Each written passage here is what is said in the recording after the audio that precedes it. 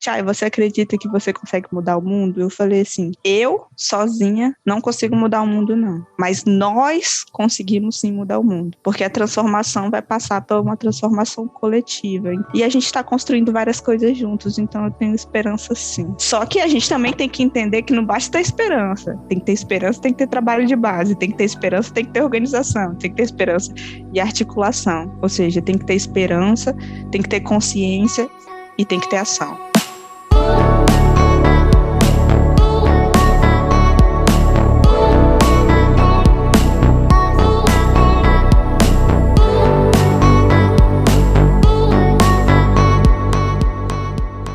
Abrindo Caminhos, um podcast para quem busca mais autonomia e liberdade ao longo da vida. Eu sou Rick Lima e a cada semana eu trago reflexões minhas e convidados ao redor do mundo que são referências em diversas áreas da vida. O único objetivo aqui é abrir caminhos para novas formas de pensar e viver a vida. Fala galera, estou aqui nesse paraíso para anunciar o começo da 4ª temporada com essa natureza incrível, falando de um assunto que para mim é muito importante, que é a causa indígena. Então hoje, para inaugurar a 4ª temporada, a Chay Suruí, indígena brasileira, que falou na abertura da COP. A gente vai falar um pouco sobre a infância dela, sobre como é que foi o encontro dela com Biden, com Boris Johnson, o que o Bolsonaro falou dela e o encontro dela com Mano Brown. Para a gente falar como é importante proteger, preservar a natureza e os guardiões da floresta, que estão no front há tanto tempo protegendo essa natureza linda.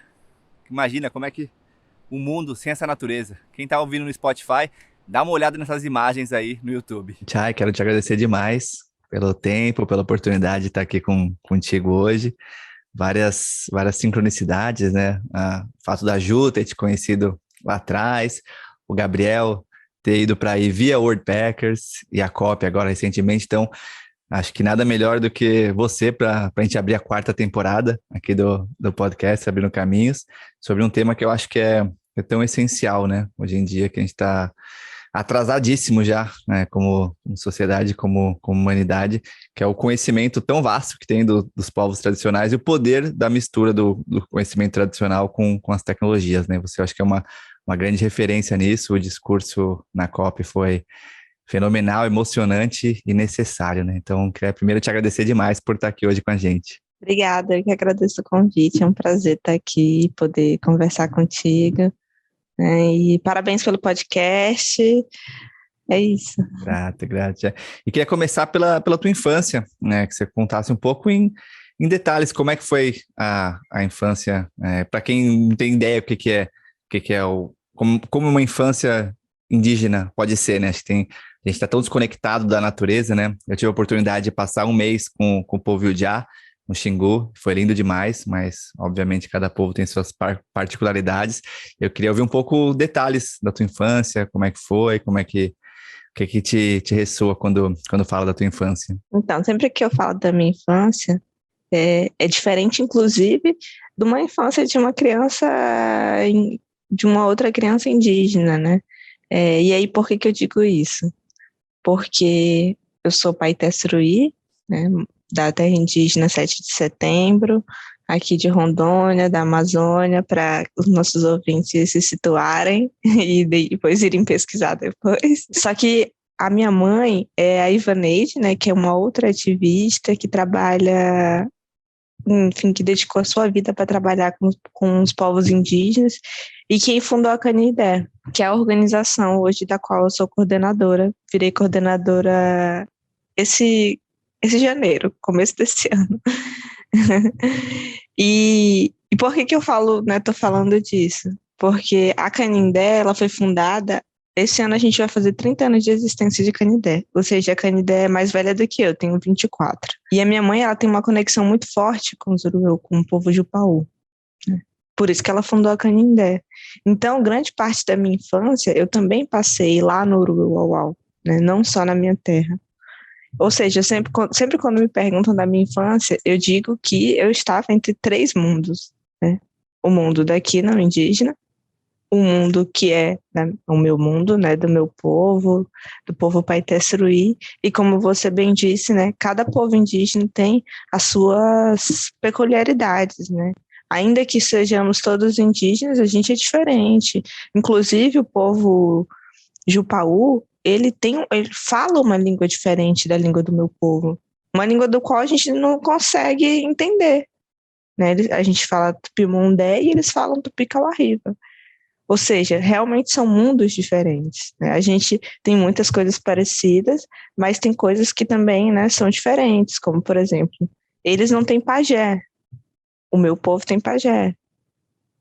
Então, são mundos diferentes. E aí eu cresci, né, nesses 3 mundos diferentes, com essas 3 culturas diferentes. Acho que se não fosse assim, eu também não seria quem eu sou hoje. Acho que, enfim, o período da infância é importante, né, muito importante para todos nós. E eu lembro muito bem, sempre. Primeiro que quando tinha que vir para a cidade, eu chorava, eu não queria vir para a cidade. A minha aldeia se chama Lapetanha, que significa como se fosse estrábico, uma pessoa estrábica. E porque tinha uma pessoa estrábica lá na aldeia e a aldeia ficou com esse nome. A minha aldeia, hoje em dia, está chegando a 90 pessoas, por aí. E as aldeias, geralmente, elas são compostas por pessoas da família mesmo. Então, a minha aldeia, na maioria, é toda a minha família. Então, eu cresci a minha infância com a minha família, com os meus primos. Na aldeia é muito... As crianças é tudo correndo, né? A criança tá livre lá, indo no rio, indo caçar, indo pro mato. Memórias que eu tenho vívidas ainda aqui na minha cabeça são, por exemplo, momentos que a gente fazia fogueiras e meu avô contava história para mim, para os meus irmãos, né? Histórias da nossa cultura, histórias do meu povo, a mesma coisa do meu pai que contava pra gente. Então, essas são algumas memórias que eu tenho né, que lembram meu avô também. Lindo. Você falou das crianças soltas, né? Uma coisa que me marcou muito com o povo de era isso, né? As crianças soltaças, assim, né? Correndo, pulando, subindo a árvore, uma liberdade, assim, uma alegria. E na cidade a gente vê esse protecionismo, né? Colocar as crianças por medo, né? Pelo medo de segurança e prender muito. Então, a sensação de liberdade, para mim, foi muito grande. A sensação de simplicidade, felicidade, né?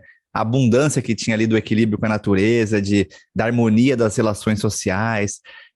Para mim foi uma das experiências mais marcantes e mais bonitas da minha vida, ter passado um mês ali no Xingu. E aí, Thiago, eu queria pular 24 anos depois, né, menos do que a infância, a COP, né? Então, você foi lá representando tanta gente, né, com um discurso tão bonito, a gente vai colocar o link aqui para quem não viu assistir, lá em Glasgow, na Escócia.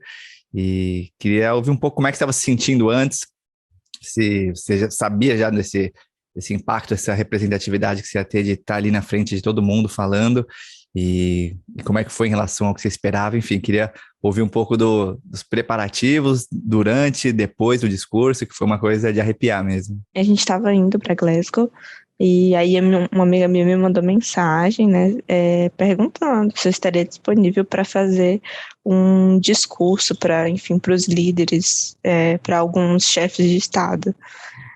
Eu falei que sim, né? Que claro. E aí acho que uns 2 dias, e aí, sei lá, era alguns dias antes da COP começar. E aí uns 2 dias antes da COP começar, ela me mandou mensagem de novo, ela que é conselheira do secretário-geral da ONU, e falou assim: então, amiga, você vai fazer a abertura da COP. Eu fiquei, o quê, menina? Como assim? Acho que eram uns 3 dias antes, na verdade. Fiquei, como assim, menina? Acho que eram uns 3 dias. Aí, falei, tá, né, vamos. E aí a gente foi construir discurso, né, o Gabriel foi comigo também, então ele me ajudou, né, me ajudou a construir o discurso, me ajudou no inglês também, que eu ainda estou precisando, né, I need to improve my English. Tá lindo. Sotaque maravilhoso. Então, e aí, né, para mandar 2 dias antes para eles, porque eles gostam de ler antes, tem que ser tudo em inglês, né? Uma coisa que criticaram, bateram muito. Por que você não falou da sua língua? Por que você não falou no seu... Gente, eles falaram que eu tinha que falar inglês. E, tipo assim, se você parar para refletir, querendo ou não, o inglês era a língua que ia alcançar mais pessoas. E aí construir discurso, traduzir para o inglês, mandar para eles que eles estavam muito preocupados de eu falar mal do Bolsonaro. Muitos deles, não pode falar mal do Bolsonaro, porque a ONU é um espaço diplomático e não sei o quê. Aí eu, tudo bem, não vou falar mal do Bolsonaro. E não falei, né? Apesar dele ter me criticado, dizendo que eu fui lá falar mal do Brasil. E, enfim, e aí fomos treinar lá também um dia antes, onde é o espaço, né, onde os líderes ficam, onde é a abertura da COP. E aí no dia mesmo eu achei que tava muito nervosa, achei que ia ter um infartozinho, e todo mundo que falou comigo falou, nossa, mas nem parece, você tava tão tranquila, tão não sei o quê, tão não sei o quê. Eu falei, pois é, gente, eu tava para morrer. No fim, eu respirei fundo e fui, né? Porque na hora eu nem pensei em como é que seria a repercussão, eu nem pensei, né? Eu tava preocupada em passar minha mensagem, né? Eu tava preocupada que eu realmente conseguisse passar, por exemplo, a importância da sabedoria dos povos indígenas, que é como eu começo meu texto falando do que eu falei para você, né, das histórias que meu pai conta para mim, da importância, e mais que histórias, né, dos ensinamentos mesmo, da importância de saber ouvir o que a floresta fala, né, e de que ela está falando, de que as estrelas, o vento, tudo tem significado, tudo é a floresta falando com a gente, né? A importância da luta da Amazônia, da luta dos povos indígenas para o mundo, né? E também de tudo que a gente vem passando, né? Dos riscos, das ameaças, né? Falei do Ari, que, como eu estava te falando da minha infância, o Ari foi uma dessas pessoas que cresceu comigo, né? Que na minha infância era uma criança e que a gente cresceu juntos, e que foi assassinada, e que até hoje a gente não tem resposta sobre o que aconteceu com o Ari. Nem por ninguém, nem governo, nem polícia, ninguém. E essa é a realidade de quem defende a Amazônia, de quem defende os direitos humanos aqui no Brasil, aqui na Amazônia mesmo. E, né, de levar a importância também da gente ter esperança, apesar de tudo isso, né, e de que tem que ser agora, de que já está tarde demais, né, e tem coisas, inclusive, que já são irreversíveis, que a gente perdeu e que a gente não vai conseguir retornar mais, mas que, enfim, a gente precisa de decisões eficazes, a gente precisa de decisões urgentes, né? A gente precisa fazer alguma coisa agora, e que isso vai passar pela sabedoria dos povos indígenas, e que sem povos indígenas a gente não tem nada, né? A gente não tem vida. Só que tudo isso aí eu tava pra infartar, tá, Rick? Eu tava tipo, meu Deus, gente, acho que eu vou morrer. O meu discurso vai ser eu caindo duro aqui. E sobre a repercussão, eu mesma não imaginava. Não pensava, não imaginava que seria a repercussão que foi, né? Que teve.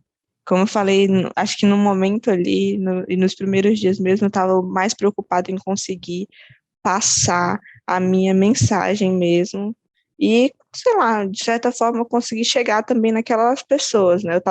Falei pro Biden, falei pro cara do Reino Unido lá, que eu esqueci, que é igual o Bolsonaro, aí isso que me olhou com a bem assim a cara dele, ó. Não sei se as pessoas vão ver a minha carinha depois. Aqui, né? cara de... Não sei nem como descrever essa cara dele, mas imagina, né? Olhando com a cara de perda de tempo, né? Imagino que tem pessoas que ainda olham para essas questões e isso como muito distante, assim, né? Parece que estão tão desconectados, né, da vida, né? Quando fala coisas como natureza, né, ou ouvir a natureza, as pessoas estão tão desconectadas que parece um papo que não faz sentido, né? Mas é que realmente o nível de desconexão das pessoas está tão grande consigo mesmo, com a natureza. E a relação com os povos indígenas mostra isso, né? Com os guardiões da floresta, que sempre tiveram aí na frente da proteção da natureza que a gente tanto precisa, né? Para estar vivo aqui. Então é um nível de ignorância muito grande, né? Não prestar atenção nisso. Exatamente. Não, e Antes mesmo do meu discurso, ele usou o discurso dele para atacar a Greta, por exemplo, o Boris. Então a gente vê o nível que a pessoa não foi lá preocupada em mudar, preocupada em fazer alguma coisa, foi lá só, né? Enfim, falar igual é um bolsonarinho mesmo. Um Trumpzinho, né? Mas é isso, eu né, não esperava a repercussão que teve, e teve uma repercussão gigantesca, né, em todos os aspectos, eu acho, né, na mídia.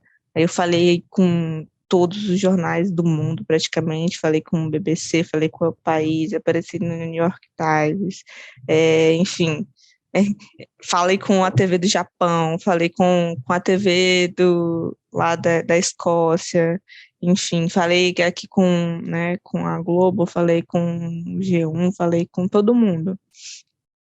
E também teve, né, a repercussão dos meus parentes, que era que eu mais estava assim, né, que eles falaram, nossa, fiquei muito orgulhoso, me senti muito representado, parabéns, e isso me deixou muito feliz, né, porque no fim é isso, eu consegui passar a minha mensagem, né, que era a minha preocupação, e conseguir fazer com que aqueles que eu estava representando realmente se sentissem representados, né? Não só meu povo, porque eu acho que a partir de um momento eu parei, né? Eu não estava ali representando só o povo Paiteçuruí, mas eu representei os povos indígenas do Brasil, mesmo por ser a única indígena a estar lá falando na abertura da COP.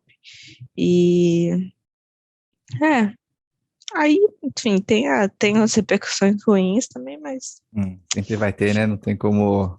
sempre vai ter, por melhor mais justo e certo que esteja, sempre vai ter pessoas contrárias, até se a gente olha o estado do mundo, o estado como as pessoas têm se tratado da natureza, é óbvio que pessoas vão atacar o que vai contrário essas crenças, né? Mas queria voltar um pouco ainda nesse ping-pong entre a infância e os dias de hoje, né? Você falou do seu pai, né? Do chefe Almir no discurso, né? Queria saber um pouco mais do que você aprendeu com ele, até de forma egoísta, agora com a minha filha Luna, né? Saber como é que os maiores ensinamentos ou o que você leva hoje da sua vida que você aprendeu com seu pai, né? Essa liderança que ele é pro povo suruí e essa representatividade no Brasil e no mundo inteiro que ele tem como liderança, e você já tão nova, já com falando ali na COP, com essa, por mais que você falou que estava nervosa ali, deu para perceber que você estava realmente muito forte ali, muito presente, né? Então, queria ouvir um pouco dos aprendizados que você teve com o chefe Almir. Não, como você disse, ele é uma inspiração, acho que não só para mim, né? Quando se fala em grandes líderes indígenas, ele é uma das grandes referências aqui no Brasil. E aí, pensando nisso, né, você falou ensinamento, eu pensei na última coisa que ele falou para mim, que ele me ensinou, que é isso, tá, Rick? A gente tem 24 anos, mas a gente ainda é filhinha do papai, a gente ainda tá aprendendo aqui. Filhinho do papai e da mamãe, porque se eu não falo dela, ela fica com ciúme, tá? É sério, então tem que falar sempre. E aí eu lembro do último ensinamento que ele passou para mim, que foi esses dias mesmo, como eu falei, né? Que foi exatamente sobre a questão da liderança, né? Que ele falou para mim, olha, minha filha, né? Ele e meu tio cantaram uma canção que meu avô cantava sobre ser líder e sobre humildade, né? Ele falou, minha filha, nunca perca a humildade. Sempre seja humilde, sempre... E saiba ouvir, né? Acho que o principal ensinamento da liderança, né, sobre como ser líder, saiba ouvir. Mais que, né, um líder tem que falar bem, mas mais do que isso, ele tem que ouvir bem, tem que saber ouvir aqueles que ele representa, né? Se você está representando a juventude, se você está representando o seu povo, se você está representando, né, os povos indígenas, que você saiba ouvi-los para você, né, realmente ter legitimidade para representá-los e representá-los bem mesmo. Então, esse foi um dos últimos ensinamentos que ele me passou, né? Humildade, meu filho. E falando sobre escuta, né? A gente falou agora há pouco sobre escutar a natureza, né? Escutar o que tem a dizer a mata, a água, a lua, e escutar o próprio corpo de alguma maneira, né? Eu acho que isso está tão desconectado nas cidades e no mundo ocidental, principalmente, que acho que às vezes fica muito distante das pessoas o que significa isso, né? Então, queria que você compartilhasse um pouco o que é ouvir a natureza, o que é se conectar com o seu povo, com a aldeia, a comunidade, a natureza, os astros, assim, né? Acho que a gente tá muito longe como humanidade, assim, disso, né? Mas, ao mesmo tempo, tão perto, né? Então, queria ouvir um pouco como fazer isso, né? Para quem se sente agora conectado de alguma maneira com o que você está trazendo, mas que não consegue ter acesso a isso, né? A natureza, essas experiências, como fazer isso, na sua visão? Eu acho que para a gente entender, a gente também tem que entender primeiro, né? Pelo menos, né, os povos indígenas acreditam nisso, de que a gente não só, né, vive na natureza, a gente não só está na natureza, protege, cuida da floresta, mas a gente é a floresta, a gente faz parte da floresta. O mundo inteiro ele é conectado e a gente está conectado nesse mundo também. E é claro que, né, o meu povo tem as suas cosmologias, que vai ser muito mais difícil de explicar para você, como, por exemplo, a posição daquela estrela vai dizer alguma coisa, né? Está dizendo alguma coisa. Ou então, por exemplo, crenças e espiritualidades que a gente tem mesmo se chove, venta, né, chove forte e venta, e o céu tava como, aqui tá, o céu tá bem claro, tá aberto, né, sem nuvens, tá, tipo, tá ensolarado. E de repente começa a chover, começa, sei lá, a trovejar, ter uma chuva forte, isso é um mau presságio, né, alguma coisa ruim está para acontecer. Assim como outras simbologias, outros símbolos, outras mensagens que a natureza passa para a gente mesmo. Assim como, às vezes, por exemplo, na nossa própria roça, né? A gente trabalha com café de forma sustentável, com agroflorestas, né? Mas ainda assim, ano passado a gente teve uma safra que veio muito pequena, né? Muito menor do que a gente esperava. E isso é o quê? É um sinal. Porque a gente está vivendo um período muito mais quente, né? A Amazônia é um dos locais que vai ser e já está sendo, né? Mais afetado pelo aquecimento global, pelo aquecimento, pelas mudanças climáticas. Então, isso também é um sinal. E eu acho que é isso, né? Tem coisas que vai ser muito mais difícil de eu explicar para você, como essas de que quando a estrela estiver na posição tal, significa tal coisa, ou quando tal fenômeno acontecer, significa alguma coisa, mas tem outros jeitos também da gente ouvir a natureza e que ela já está gritando que né, eu não preciso necessariamente ser Paité Suruí ou ser indígena para entender, né? A gente está vendo, por exemplo, o que está acontecendo em Minas, o que está acontecendo na Bahia, e isso acho que são mais que sinais, e a natureza falando para a gente tudo isso, né? De que toda essa exploração desenfreada que a gente teve até hoje, né, sobre a floresta, não tem como continuar assim, né? Porque isso a gente está vendo já as consequências. Bati um papo aqui no podcast com o Marcelo Salazar, do Instituto Socioambiental. Uma coisa que ele trouxe é a importância de ir para a Amazônia, né, para a natureza, para se conectar ali, porque às vezes da cidade fica um conteúdo muito mental, assim, nessa questão. Ao que você está ali, é uma experiência muito importante mesmo. E aí, voltando pro que você está trazendo agora, né, de Krenak chamou ali de ideias para adiar o fim do mundo, né? Esse mundo que, do jeito que as coisas estão caminhando, né, a gente está caminhando para com mais destruição, mais aquecimento, né? O que você vê aí como ideias aí para adiar o fim do mundo também nesse termo tão forte, tão poderoso que o Krenak trouxe? Ele é acho que um dos maiores filósofos aí, se a gente, né, parar para pensar. E exatamente porque ele traz essa ideia de que né, a gente consegue adiar o fim do mundo. E ele está correto porque nós, povos indígenas, passamos por vários fins do mundo, né? Quando, por exemplo, a gente passou pelo contato, e todo contato morre pelo menos metade do povo, é um fim do mundo, imagina, né? Metade do seu povo morrer é como se fosse um fim do mundo. E a gente está aqui, resiste, persiste até hoje. E o que eu trouxe também para o meu discurso, né, é essa frase do Ailton sobre adiar o fim do mundo. E não só que a gente tem essas ideias, mas que a gente tem essas soluções mesmo.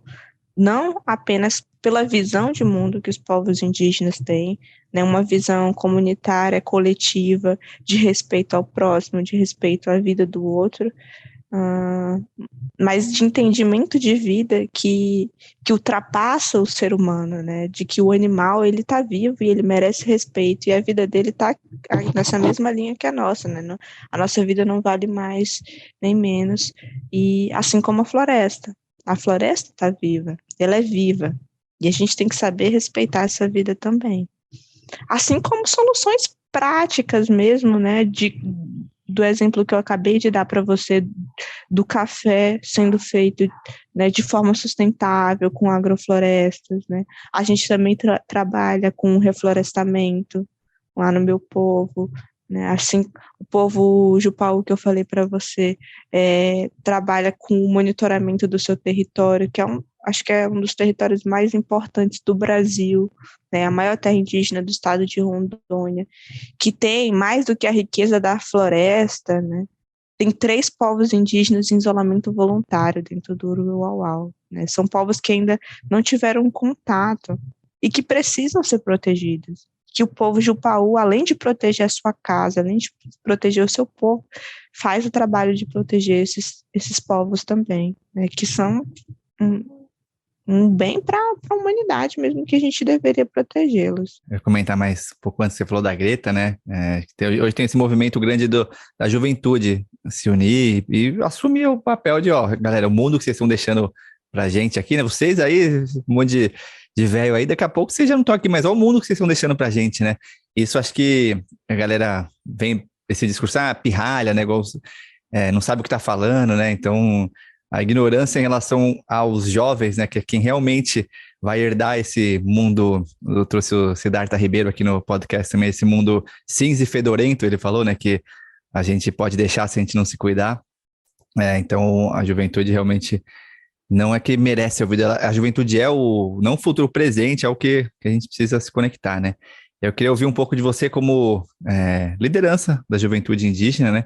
Como é que você tem se articulado para defender os direitos, né? E também como não indígenas podem se juntar e apoiar a causa, assim, né? Então, tanto você como liderança de um ativismo de uma juventude indígena, como é que tem sido essa articulação e como não indígenas podem apoiar a causa, quem está ouvindo? Eu sou coordenadora do Movimento da Juventude Indígena de Rondônia, um movimento que foi fundado por mim e outros jovens indígenas aqui no estado, exatamente, né, com o sentido, com o objetivo de articular e de fortalecer os jovens indígenas, né, daqui de Rondônia. A juventude, ela já está, né, trabalhando na liderança dos seus povos, ela já está trabalhando nas suas associações, ela já está se articulando e ela já está fazendo esse trabalho da proteção dos seus territórios, dos seus direitos. Só que eu pensei, a gente está todo mundo trabalhando, né? E está todo mundo separado, né? Junto a gente é mais forte. Então, por isso que a gente decidiu fazer isso, né? Pensando na articulação mesmo da juventude indígena. Porque juntos e organizados a gente vai conseguir, né, mudar isso. E aí a gente fundou o Movimento da Juventude, e aí como eu falei, foi durante a pandemia, então a gente teve as dificuldades que a pandemia trouxe, principalmente quando a gente vai falar dos povos indígenas, né, que foram atingidos, né, por esse vírus de forma triste. Por exemplo, meu povo mesmo foi um dos mais atingidos, né? Perdi minha avó, perdi meu tio. Então, a gente teve que fazer muita coisa no começo, pela internet mesmo, e que é muito difícil, porque nem todas as aldeias têm internet, quando tem, geralmente não é tão boa, é ruim, é uma qualidade ruim. E é isso. E tem aldeia que, às vezes, agora que tá chegando a luz lá, antes era só no motorzinho. E a gente não consegue muitas vezes falar com essas pessoas, mas a gente começou mesmo assim esse movimento. Nossas primeiras ações foi voltada para a questão da pandemia mesmo, a gente levou cesta básica para os jovens, porque a gente entendeu que fortalecendo aquele jovem, a gente estava fortalecendo aquela família, né, porque não ia comer aquilo sozinho, e a gente decidiu que ninguém ia sair dos territórios, né? Por isso que a gente levou as cestas, para que ninguém precisasse ir para a cidade comprar, porque tem já produtos que a gente não compra mais. Que a gente compra agora, né?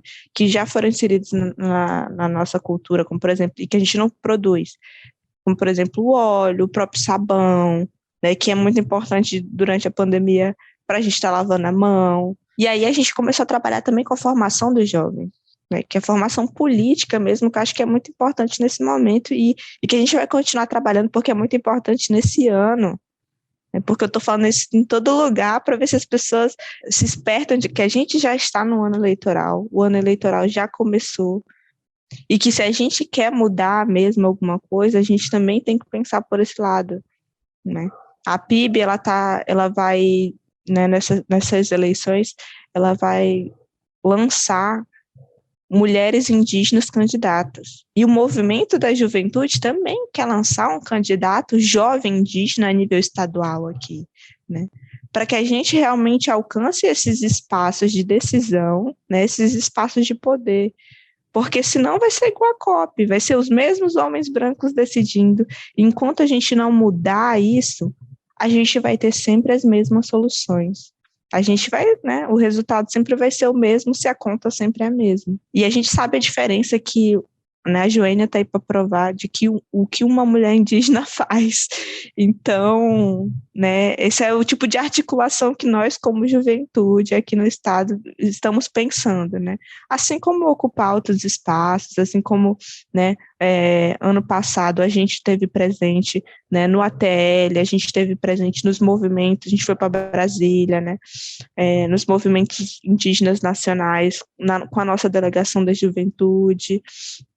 Então, né, a gente está se articulando de várias formas aí para estar fortalecendo não só como a juventude, né, como líderes jovens, mas para estar fortalecendo todo o movimento e para estar construindo mesmo um lugar melhor, não só para os povos indígenas, mas para todo mundo. E aí, por isso, votem mais do que as pessoas indígenas votando em indígenas, os não indígenas têm que entender que eles também têm que votar em pessoas indígenas. Concordo 100%. E já era parte da outra pergunta, né? Quem tá ouvindo aqui, o que pode fazer, né? Para se conectar mais com o que você está trazendo, né? Acho que é o voto, assim, né? Como você falou, né? Um voto consciente, se ligar que é um ano eleitoral mesmo, né? E realmente a gente precisa de representatividade, né? Hoje em dia é muito, muito pouco mesmo. E que mais que você vê além do voto consciente ali, que é tão essencial? Quem está ouvindo e está, às vezes, numa cidade ou não tem tanto essa conexão, mas quer ajudar na causa que você está trazendo, quer fazer mais, mas não sabe muito bem como se aproximar ou como conseguir realmente entender a urgência do que você está falando. Eu acho que a gente tem que ouvir mais vozes indígenas, ouvir mais, né, os líderes indígenas, o que os povos indígenas estão falando, porque é isso. Você imagina que falar de mudança climática, falar que, né, não, a gente tem que proteger a natureza, tem que proteger a floresta, a gente consegue viver em harmonia e só assim que a gente vai ter um mundo de qualidade, é uma coisa que os povos indígenas estavam falando há milhares de anos, e parece que as pessoas descobriram agora. E se o mundo tivesse ouvido os povos indígenas antes? Será que a gente ia estar na situação que a gente está? Então, vamos ouvir os povos indígenas primeiro, né? Vamos seguir líderes indígenas, vamos apoiar, né, essas pessoas e vamos apoiar as associações indígenas. É porque todos esses trabalhos, né, todas essas soluções para adiar o fim do mundo que a gente estava conversando antes, elas vêm de muito trabalho, né, elas vêm de muito esforço dentro dos nossos territórios, né? Alguns a gente faz com projeto que a gente, enfim, né, manda para algumas organizações, e alguns são feitos, né, da nossa vontade mesmo. Por exemplo, o último monitoramento que eu fui, a gente passou 10 dias no mato. No mato mesmo, não é tipo aqui na aldeia, que às vezes tem, não. É 10 dias no mato, você leva só a sua mochila, leva uma roupa, leva comida e leva sua rede. Depois de 6 horas andando o dia inteiro, a tua bolsa já está pesando triplo. Depois de 5 dias, o arroz já acabou. Você só tem farinha e carne para comer no mato. Né? Carne que a gente caça. E quando a gente vai fazer isso, a gente deixa a nossa roça. E por que a gente tem que fazer isso? Porque tem gente entrando dentro do território, tem gente invadindo. Então a gente tem que ir lá averiguar, tem que fiscalizar, tem que monitorar, tem que proteger. Só que a gente deixa, né? A gente não pode levar criança, porque é perigoso. Vai que a gente encontra alguém. E invasor, a gente não sabe se essas pessoas estão armadas, se essas pessoas são perigosas. Então, a gente deixa nossas crianças, deixa nossas roças para estar fazendo esse trabalho. E quem vai cuidar das nossas coisas, então? Então a gente precisa de apoio. Então as pessoas apoiem as associações indígenas e apoiem seguindo, apoiem doando também, porque é muito importante, como eu falei para vocês, a gente não tem para vocês. Tu viu que eu já incorporo todos os nossos ouvintes, né? Que lindo, bom demais. A gente vai deixar os links aqui também, viu, galera? Os links aqui de como doar, como montar dessas associações. Então, você falou da PIB, né? O que você tiver de associações e links, a gente vai colocar aqui também. Beleza, obrigada. Então, como eu falei para vocês, a gente não tem um apoio, por exemplo, governamental para fazer esse trabalho.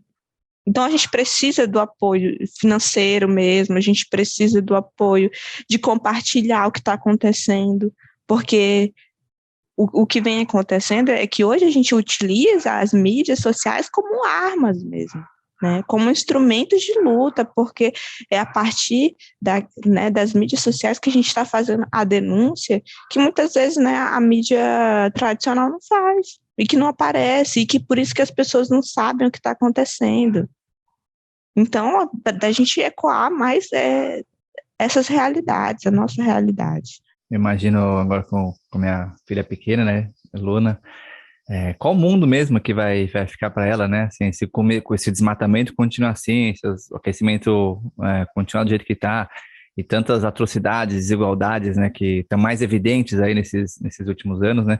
Que mundo vai ficar? Então isso me preocupa, é algo que me faz, me coloca aí nessa ação, né? Porque fica muito presente, né? Quando você imagina, se você pensa realmente no mundo que está vindo, né? Se a gente não agir como você trouxe de forma urgente para mudar, é assustador, né? E parece que as pessoas ou não querem pensar nisso, né? Ou dá muito cansativo, dá muito trabalho, ou as pessoas já estão focadas em competir com a outra pessoa ali para ver quem é mais poderoso, enfim. Por diversos motivos aí, a gente ainda não está olhando com a urgência que a gente precisa olhar. Mas cada vez mais gente, né? Eu acho que por isso que é essencial a gente olhar para isso. Cada vez mais gente, principalmente a juventude, trazendo essas questões, a urgência delas, isso escalando. Então isso me deixa muito otimista, assim, né? Queria saber um pouco como é que você se sente, assim, em relação ao futuro. Otimista, pessimista, que mundo que você visualiza, né? De tanto que você acredita ali com o coração, mas também com o que você vê, dado as coisas que têm acontecido aí, né? Isso entra questões políticas, né? Questões sociais, questões ambientais. Né? A gente que trabalha com isso, né? Principalmente agora falando de mudanças climáticas, às vezes bate aquele desespero mesmo, já tem até nome, ansiedade climática. Bate a ansiedade climática na gente, porque é exatamente isso. A gente a gente vive num mundo globalizado. Quem não tem informação, ou realmente, né, não pode ter o que não quer. E por que eu falo isso? Porque se a gente para pensar, ontem eu fiz uma rápida fala né, no La Clima, que é uma rede de advogados que defendem a questão climática, e eu estava falando sobre a Agenda 2022, a Agenda Ambiental Climática 2022 para esse ano. Só que se você para pensar, por exemplo, no que foi decidido na COP ano passado, a meta era o quê? A gente alcançar 1,5 graus Celsius. E nem isso a gente está alcançando, né?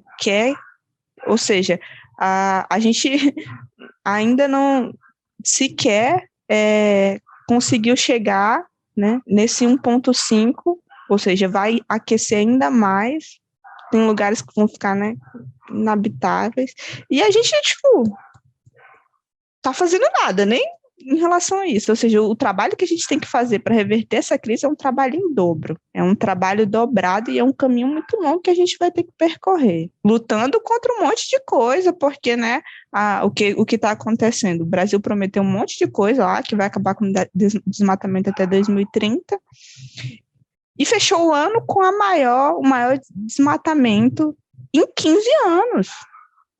Né, em 15 anos. E aí, agora há pouco, né, a gente está vendo que a FUNAI dizer que vai acabar com as proteções das terras indígenas que não são homologadas. E, né, hoje, quem vem, como a gente estava conversando aqui desde o começo, quem que está protegendo a floresta são os povos indígenas. Então, colocar as terras indígenas em risco, em xeque, é colocar toda a floresta em risco. E, às vezes, isso passa um desespero desgramado mesmo, de, pô, será que a gente vai conseguir reverter isso? Ainda mais com... A gente, né, termina o ano com o maior desmatamento em 15 anos e começa o ano com catástrofes ambientais em todo o país. Só que eu sou esperançosa ainda, Rick, né? Falei tudo isso porque às vezes realmente bate um desespero e parece às vezes que a gente sabe aquelas coisas de filme de que a gente está falando, então, galera, o mundo vai acabar. A gente é aquela pessoa doida da plaquinha de que o fim está chegando e ninguém escuta a gente. É meio isso, mas tem muita gente fazendo um trabalho bom, tem muita gente comprometida com a agenda climática, não só na Amazônia, não só indígena, né? Tem muitos jovens da periferia, tem muitos jovens, né, de outros cantos do Brasil, né? O movimento negro foi em peso para essa COP, então, coisa que, né, outras COPs não tinha. Então, tem muita gente que tem, sim, compromisso com a agenda climática. Então, eu tenho esperança, é o que a gente estava falando. Pô, tem coisa que passa mais esperança do que jovens que cresceram, né? No contexto que a gente cresceu, político, de desesperança, de desemprego, de um Brasil com fome, né? Se mostrando e dando a cara para dizer, pô, eu quero construir um lugar melhor, né? Eu quero reverter isso. Acho que não tem mensagem de maior esperança do que isso. E se eu perder a esperança, né, eu estou desacreditando em mim mesma. E eu acredito muito, né, que com todas essas pessoas, por exemplo, a gente falando aqui disso e quando isso ainda cada vez mais, a gente vai conseguir reverter isso mesmo. E é isso, eu acredito principalmente, né, daquilo tudo que eu acredito, que eu aprendi com meus pais, com meu pai, com minha mãe, com meus tios, enfim, com o povo Uruauau, com o povo Paité, com os outros povos indígenas, né, que tudo isso passa por uma construção coletiva. Eu não acredito em nada que não seja construído coletivamente. Outras entrevistas que eu fiz também, né, Chay, você acredita que você consegue mudar o mundo? Eu falei assim, eu, sozinha, não consigo mudar o mundo, não, mas nós conseguimos sim mudar o mundo, porque a transformação vai passar por uma transformação coletiva, e a gente está construindo várias coisas juntos, então eu tenho esperança sim. Só que a gente também tem que entender que não basta ter esperança, tem que ter esperança, tem que ter trabalho de base, tem que ter esperança, tem que ter organização, tem que ter esperança e articulação, ou seja, tem que ter esperança, tem que ter consciência e tem que ter ação. Otimismo nem pessimismo, né? Esperança com ação, acho que bem poderoso isso mesmo. E mudando um pouco de assunto, aí infelizmente já caminhando para o final do nosso papo, você encontrou várias personalidades aí, né? Biden, Boris Johnson, mas tem uma em específico que eu adoro demais, que é o Mano Brown. Você encontrou uma foto sua no Instagram, queria saber como é que foi esse encontro com o Mano. Menina, eu sou fã, aquela pessoa fã. Ai, foi muito legal, né?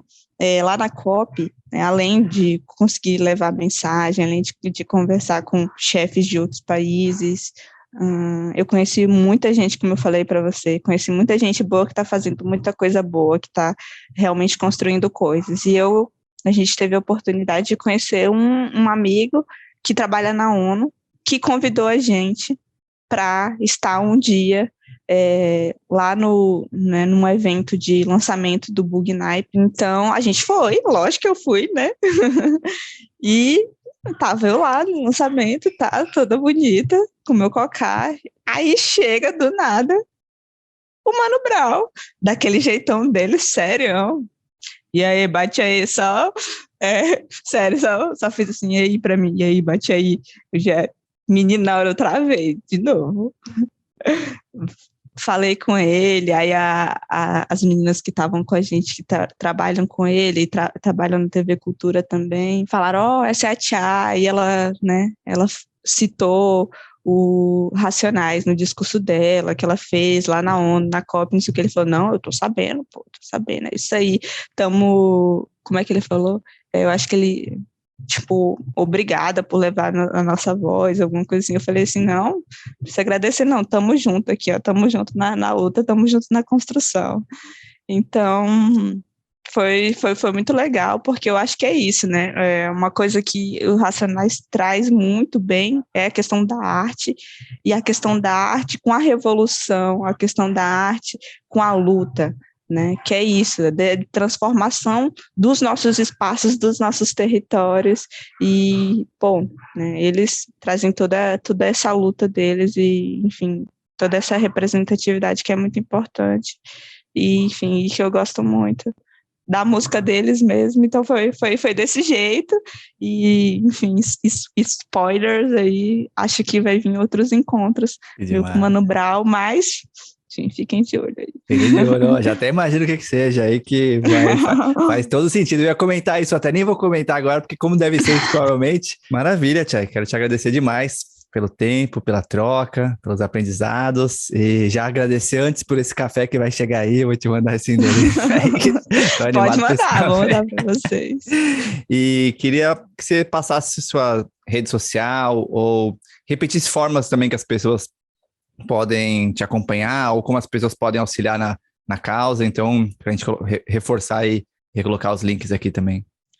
Eu que queria agradecer pelo convite, né, foi muito legal estar aqui no podcast, bater esse papo contigo, né, eu acho que foi muito fluido mesmo, às vezes, né, geralmente eu vou para os podcasts, eu nem sei como começar, na verdade eu falo muito, mas eu fico meio travada e acho que foi muito legal o nosso papo, meus ouvintes aí que eu já estava falando com eles aqui no podcast, me sigam nas redes sociais, né, no Instagram, Tchai Suruí, sigam também o Movimento da Juventude Indígena de Rondônia, a Canindé, a PIB, COIAB, né? Fiquem de olho no que está acontecendo, né? Todas essas organizações que eu falei têm seus próprios sites para doar, então doem para a gente, né? Às vezes, sei lá, pode parecer muito pouco, mas faz diferença, né? E ajuda muito a gente a continuar o nosso trabalho, e falem mais sobre povos indígenas, falem mais sobre mudanças climáticas.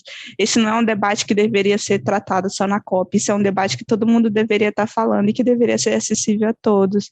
Então, né, vamos falar mais sobre isso, vamos escutar o podcast do Rick, e muito obrigada mais uma vez, estamos aqui. Gratidão demais, foi. Também achei fluido, adorei o papo. E a gente vai colocar esses links todos aqui, galera. Então, dá uma olhada depois. E te agradecer mesmo. E fechar essa sincronicidade, né? A Ju te mandou um beijão também, como eu tinha falado já antes. E fico muito feliz do fato do Gabriel, hoje seu marido, ter ido para aí através da Worldpackers, que é uma parada que a gente começou faz 7 anos, que tem tudo a ver com voluntariado, com viajar de forma mais consciente. Então, fico muito feliz de estar te conhecendo agora, não pessoalmente, virtualmente, e espero em breve aí, pessoalmente. Estou animado para os próximos passos aí, para as próximas aventuras, e sigo te acompanhando. E é isso. Um salve pro Gabriel aí, e um beijo para a galera toda. Obrigado a todo mundo que escutou a gente aqui hoje. De novo, dá uma olhada nos links ali. E você acha que faltou alguma coisa, Tia? Alguma coisa final que você queira falar ou foi tudo aí? Ah, não, agradecer vocês por trazerem meu marido pra cá, então, né? Acho que é isso. Maravilha, Tia. Então acorda ele lá e fala assim, acorda aí. Maravilha. Sim. E Tia, só fala o seu nome, porque o nome não é Chai, né? Então só pra quem não sabe... Walela Roichai. Walela Roichai. Esse nome é por isso que é melhor chamar Chai mesmo, porque o Walela Roichai é muito difícil. Maravilha, então, Tia. Então aproveita o cafezinho aí, dia lindo. Gratidão por tudo e seguimos juntos aí.